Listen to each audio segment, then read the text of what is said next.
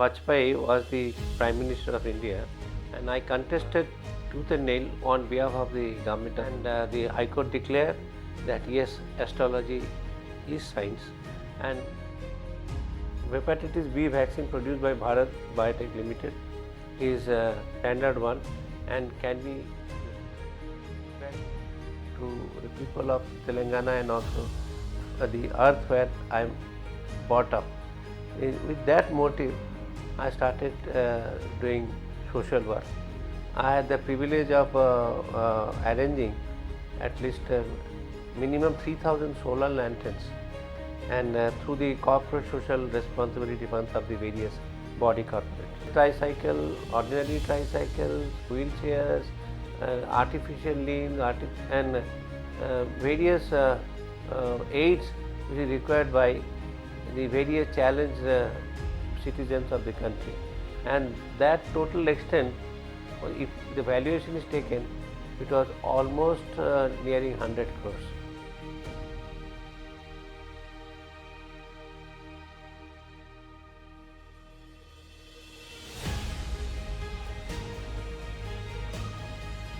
See, my father used to always tell me that hard work, honest work seldom goes unrewarded. I scrupulously followed that principle, and I had no godfather in Hyderabad. I am a first generation lawyer, and therefore I really worked hard in the initial days. 81 I entered the profession, and 83 my senior Honorable Justice Upendralal Wagre, he was elevated from the position of advocate to the High Court bench, and therefore I had to start my independent practice. And to my good luck, I was empaneled by that time 3 banks: Canara Bank, Syndicate Bank, State Bank of India, to start with, and I had dedicated my might for the cause of those banking industry. And because of my hard work, I was recognized as a good lawyer, and I was showered with many number of civil suits in the civil courts. And to my good luck, the bank appreciated my service, and the sticky loans which were actually written up by the bank, the recovery, and I was made a regular advocate, and they started entrusting me all regular matters, irrespective of the fact that I did not have the 5 years minimum standing. And my journey began with the bank, and thereafter I became the counsel for almost all the banks. A time was there when in Rangareddy I was one of the leading lawyers in institution of suits and looking after various civil proceedings. And to my good fortune, the Osmania University was looking for a standing counsel, and this though from financial point of view it is not remunerative, but from status point of view it makes a difference in High Court, because there will be only one standing counsel of a university. And being a product of Osmania University, I was identified to be the standing counsel, though I was a non-local and non-Telugu speaking person. And from 2002 onwards, I was a standing counsel of Osmania University up to 2016 till I was designated as senior advocate. I was also the central government counsel from 2002 to 2009, and that gave me a lot of exposure in the High Court.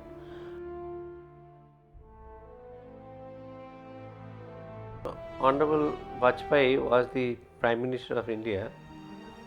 The Department of Human Resource Development declared that astrology will be a science subject and not a subject of humanity or art. And that was questioned by the then Director of CCMB, Sri Pushpa Bhargava, in a public interest litigation, stating that astrology cannot be deemed as a science or treated as science. And I contested tooth and nail on behalf of the Government of India, and finally succeeded.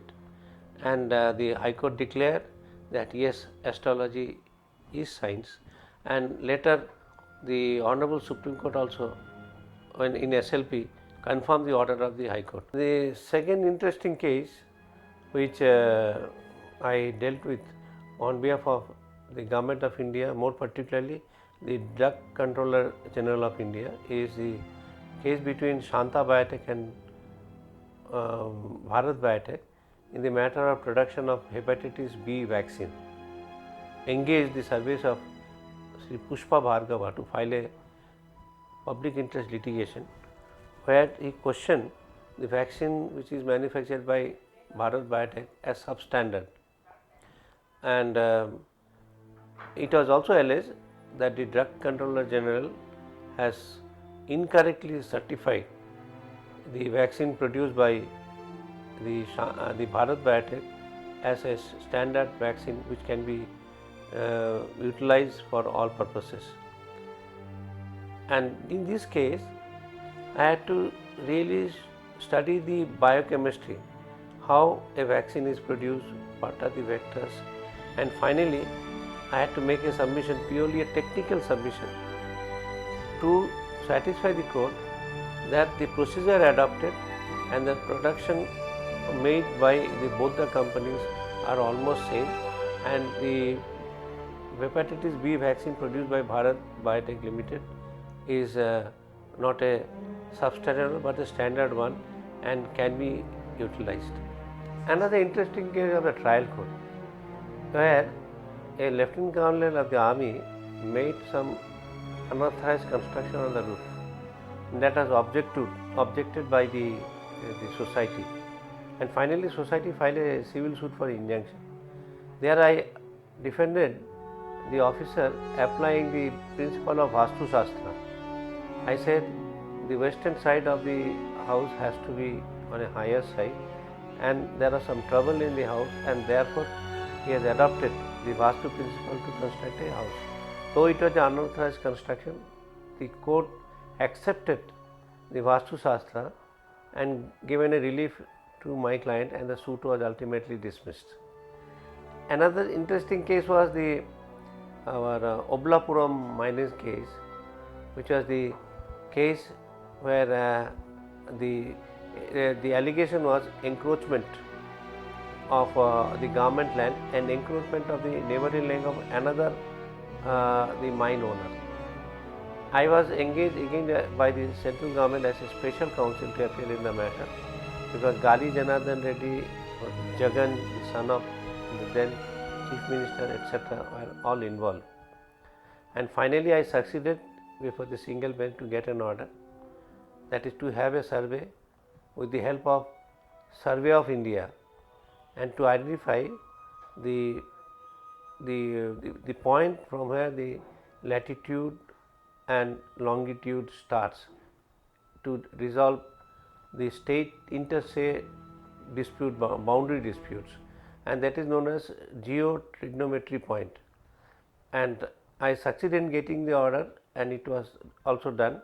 But finally, when the matter reached the Supreme Court, whatever points I had raised before the Honorable Single Bench was considered by the Honorable Supreme Court, and appropriate directions were given, and it was well publicized by the both electronic and mass media. So I had played my role on behalf of the Government of India to defend Government of India and to state that yes, there was encroachment of the government land while excavating the iron ore. That is another interesting point. And likewise, there are many matters where I have appeared and judgments are delivered, and that is the satisfaction. Wherever I appeared, maybe there are several thousands of cases, but 400 out of them are reported in law journals, and that is the achievement for any lawyer, because unless and until there is some good law point, a judgment will not reported by the law journal. So 400 plus judgments are already reported, and that gives me immense satisfaction that I have done justice to the legal profession, because those judgments are now cited by the other lawyers while defending or instituting a case in the High Court or even in the trial court. And every case is a research paper for a lawyer, And another incident I am remembering, I was cross-examining a witness. It is a case between my client and Steel Authority of India. And my client was alleging that the raw material which is supplied for converting the rods into iron pipe was defective and rusted. So that time suddenly I spoke to my wife on telephone. I said, please give me the chemical composition and the process of this rusting. He gave me the chemical, she on phone gave me the chemical formula, and then how the iron is converted into magnetic oxide, that is rusting, and whether it will have an impact on the material or not. Questioning the witness about this issue and pointed out the chemical composition and the chemical reaction which takes place, and the court has finally given the verdict, yes, by virtue of the rusting, because these iron rods which are supplied by SAIL or Steel Authority of India will be kept in open go down, and that will have an impact on the final product which will be coming out of this raw material. And I succeeded in the case because of this technical hint which was given by my spouse. So I thank my spouse also, sometimes really helped me.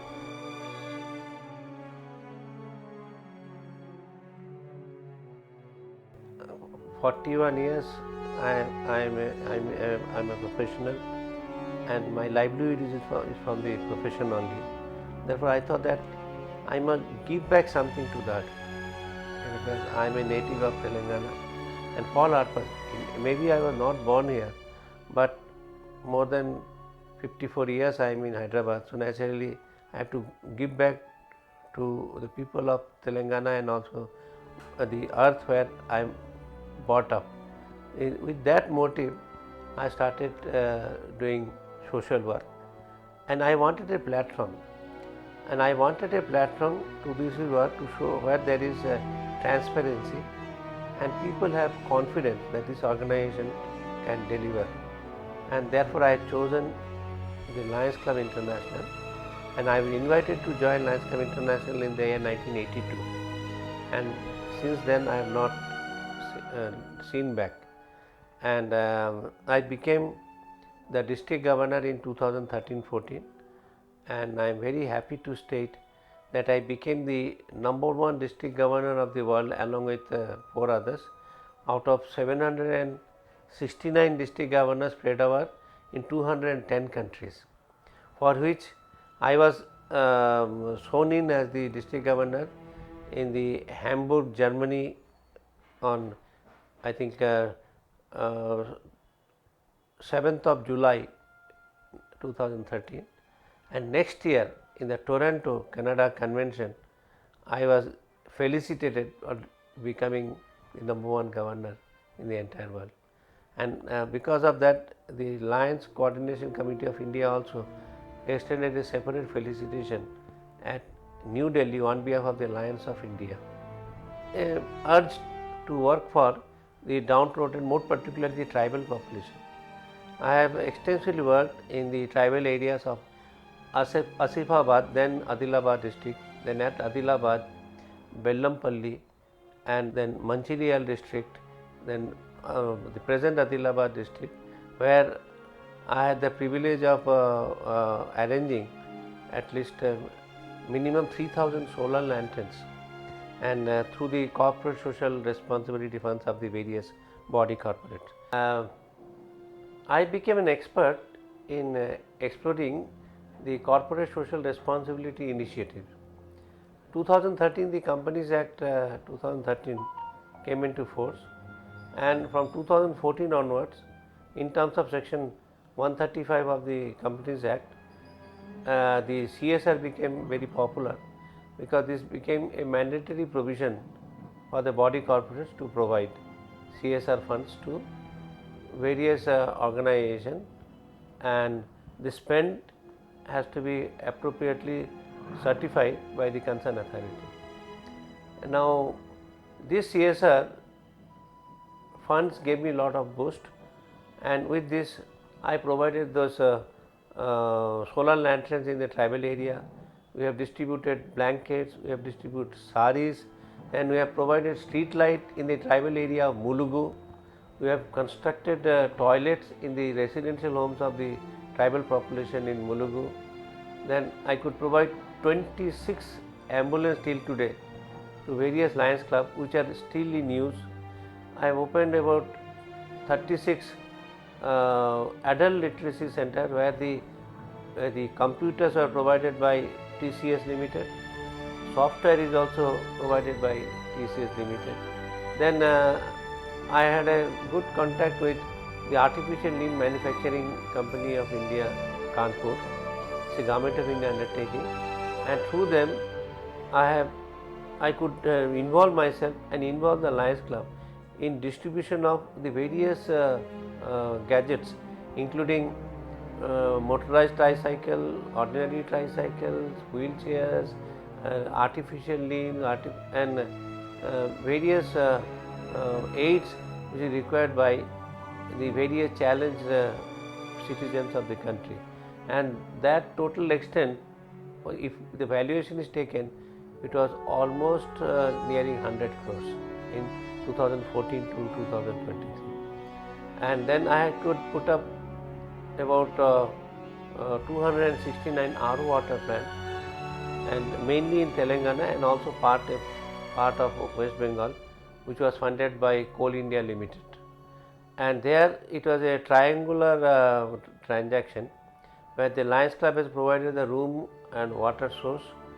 The Tata Project Limited discounted and provided 1000 litre per hour RO water plants, and then the third party, the body corporate who had sponsored the purchase of the RO water plant from Tata Project Limited. Tata Project provided the entire the installation, the piping, etc. on their own as a part of their CSR. So this was a very wonderful initiative undertaken and well acknowledged. And because of the CSR work I have done, Lions Club International also acknowledged and gave me the title of Everyday Hero. And later in the Las Vegas convention, I was conferred the highest award of Lions Club International, that is Ambassador of Goodwill. There are very few Ambassador of Goodwill in Telangana, maybe hardly 4 or 5 till today, and I am one of them. And this was also identified by various other non-governmental organizations who received the National Lifetime Achievement Award 2019 during the 4th National NGO's CSR Summit 2019, organized by a Thailand-based body corporate in India at Hyderabad, and that was another achievement which I really share. And then because I am working for the poor and needy, and also for the tribal population, a organization which is known as World Peace Festival Society, a organization which is affiliated to the United Nations organization, conferred me the award of Bharat Shanti Doot Award, and that is also very prestigious award. And along with me, the Honorable Prime Minister of the country, late P.V. Narasimha Rao, was also given the Bharat Shanti Doot Award, and that was received by his daughter in the same stage where I was sharing the chair with the daughter of late P.V. Narasimha Rao Garu. The RO water plant installed under the self-employment generation scheme, where instead of approaching a body corporate, a individual was made party with the help of Tata Project Limited. So Tata Project Limited collected only 1 lakh rupees out of the cost of a RO plant of 3.5 lakhs, and the 2.5 lakhs was given as a soft loan, and Lions Club provided the room and it was installed, and the individual was permitted to run the RO water plant and provide water at the rate of ₹3 per bubble. That is, bubble is a container of 20 liters at the rate of 3, and with the 3 rupees they could generate about 15 to 20,000 rupees per month, which was utilized for paying salary to the person who is engaged by the individual for running the water plant, and also for regular maintenance. The balance was his own income, and in total the person was getting minimum 10,000 per month. And I was told that in some of the RO water plant where the demand is more, they are making about minimum 25 to 30,000 rupees per month, and that scheme is still on. And those young persons who are given this opportunity, they are very happy in running those RO water plants which are provided since 2013-14. When I was working in the district of Adilabad, particularly in Kagaz area, one gentleman pointed out that there are 13 villages which are totally inhabited by Bengali population, and they are the people who are refugees from Bangladesh. They came as settlement. Government had given 4 acres of Lavani Patta, and these 13 villages have a total population of almost 50,000. The first generation, they have cut the jungle, cleared and started cultivation, and second generation they switched over to cash crop, like they are now growing various type of vegetables. One of the most famous vegetable for Bengali community and North Indian community is palwal or potal. And then the brinjals, big brinjals, whatever, whenever you find the potal or the brinjals or a typical type of beans, etc., which are available only in the eastern part of the country, admittedly they will be supplied by those farmers from the Adilabad area. That area is known as East Gaon, but the government has now renamed them as Nazrul Nagar, Ravi Nagar, Basanti Nagar, etc., and created separate panchayat. Earlier it was only one single panchayat. Now this is converted into 4 panchayat, and all the sarpanch are Bengalis. There they had a problem. There are about 17 Bengali schools, primary schools, which were provided by this earlier central government, and then state government was also later took over and functioning. But finally the schools became non-functional for want of Bengali teacher and Bengali books. So I have also taken the initiative to ensure that the present the textbooks of the primary school are translated into Bengali, and for that I thank our former Special Chief Secretary of the erstwhile state of Andhra Pradesh, Srimati Chandana Khan IAS, and Nikhil Bharat Bongo Sahitya Sammelan, who came forward, represented by Chandan Chaudhary, who came forward for undertaking the translation work.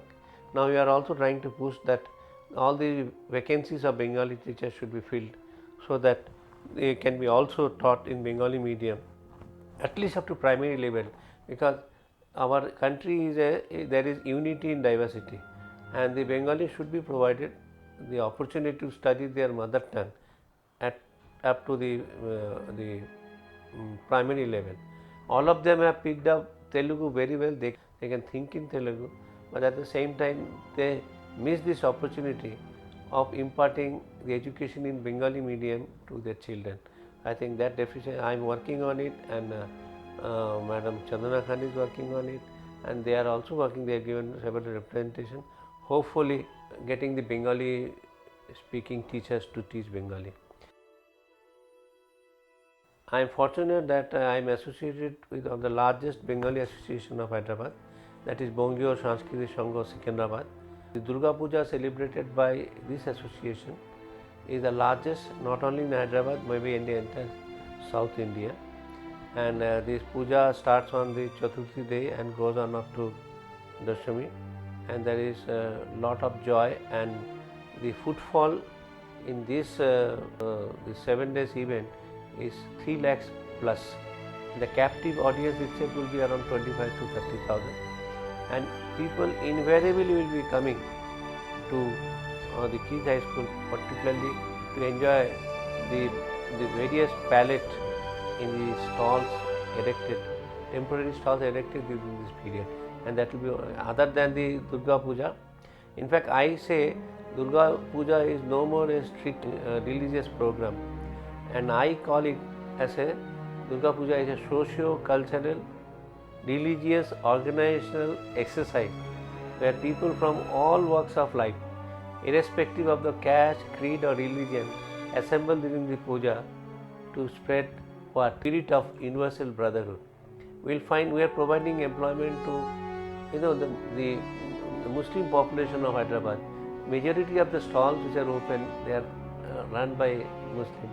We have a pawn shop where the owner of that pawn shop is operating for last almost 40 years. When he was young, today he has become an old person, but still he never leaves the opportunity opening the pawn stall. Similarly, we had a person, we lost him during the COVID period, Naeem Khan. And Naeem Khan, we used to call him Bhattacharjee because he had more knowledge in the requirement of performing the Durga Puja than many of us. Though I am a Brahmin by caste, but I confess that I had no knowledge what Naeem Khan had. What are the requirements of performing puja? He used to personally go to the market and procure them and tell us, see, these are the requirements, because when the priest comes, he will demand all these items for performing. And we miss him because the COVID has taken away, and may God rest his soul in peace in the heavenly world. And I am the president of this organization for last 23 years. People are not leaving me, and I want to do my best. Today there are 8.5 lakhs Bengali population in Hyderabad. Majority of them try to visit the Keys High School during Durga Puja, and it is a very big responsibility and very high budget. I start praying to Goddess Durga. Puja should go on peacefully without any disruption, without any hurdles. God is always blessing me, and till date everything went on smooth. And again I'll pray to Almighty God that from 18th of October to 24th of October we have the ensuing Durga Puja. It should go on peacefully. And this year there is a little change. The Kali Puja, which was celebrated for one day in yesteryears, this year it is celebrated for 3 days. So therefore, this is a platform. I'll invite each and every person who is viewing this interview to come and join us on 18th of October to celebrate Durga Puja in its true spirit and perspective and enjoy the invocation. There is a saying in Hindi, कुछ पाने के लिए कुछ तो खोना पड़ता है. I was very much interested in singing. I started my singing career with All India Radio in 1974 in Yuvavani Music, and then in 1979 I passed the audition as a regular artist, and later I became a B-High artist. Because I was a B-High artist, I was given a chance to speak Ravindra Sangeet in Doordarshan, first in black and white and again in color. And I continued the singing every year, and it was a wonderful opportunity to associate myself with the musicians more particularly. I still remember who used to play with me, Sheikh Daud, who used to play in All India Radio Hyderabad. He is one of the top tablistas in the Bombay film industry or Bollywood. And then I had a little boy who was coming and sitting along with his father, who was a tambura artist. Today he is one of the leading tabla player of Hyderabad, that is Javed. Similarly, that All India Radio Association gave me a chance to have a good contact with the musicians and also the artists, vocal artists. And I started an organization along with my brother called Sangeetanjali, and we first performed the Ustad Bade Ghulam Ali Khan festival, and his son Munar Ali Khan and his grandson also participated in that festival, and it was inaugurated by our then minister, our Dr. Geeta Reddy, and it was organized in the Maratpalli auditorium itself. And that particular idea was taken by my brother, Deepak Bhattacharjee, who subsequently opened his own company, the name is Dance Slam Network or Private Limited. He organized the Lata Mangeshkar night. He organized all various type of programs with the Bollywood artists, and today he is considered as one of the leading event managers. During Durga Puja, I am part of our Geeti Alekha program, and I sing. And whenever I get a chance, Goddess Saraswati was very kind to me. I can still sing.